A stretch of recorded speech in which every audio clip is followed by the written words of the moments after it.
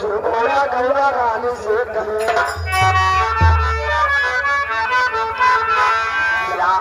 घोड़ा गौरा रानी से कहे भैया आगे बड़ी बड़ी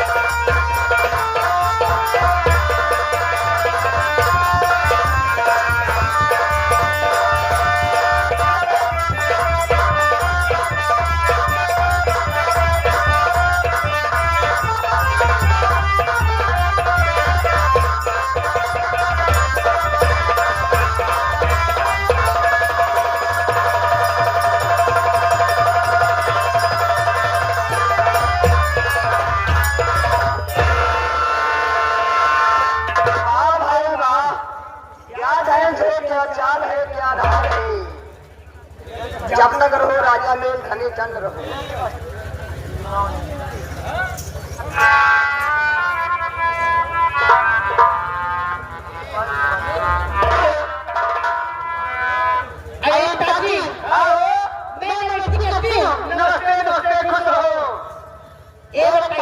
गौरीगंज वाली गौरीगंज जिला मेठी वाली हाँ भैया ये बताइए कि आप कहाँ से आ रहे हैं जी? आप कहाँ से आ रहे हैं? अरे हम तो अपने घर पे आओगे, तुम बाहर आओगी। मैं तो अपने घर से नहीं आ रही। नहीं। फिर कहाँ गए हो?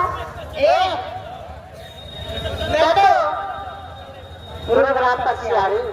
अच्छा, बहुत अच्छा है क्या? वही प्रोग्राम शुरू कर दो यहाँ भी। अच्छा, ये बात है। हाँ, टाइम को देखते हुए। लेकिन हाँ जी। कहना क्या है? क्या कहना है? सुनो।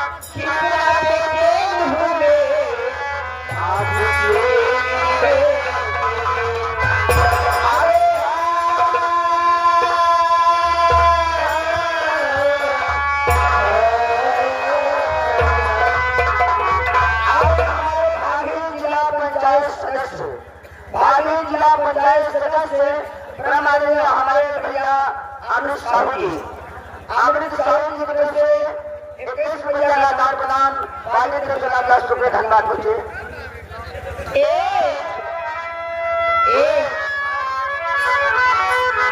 लेकिन आप क्या बताई हो आपका देखने में तो बहुत अच्छी लागत हो। समय बहुत कम है। अच्छा समय बहुत कम है इसलिए लेकिन कहना चाहे कि हमारी छोटी सी 2 लाख की जगह है फिर उसके बाद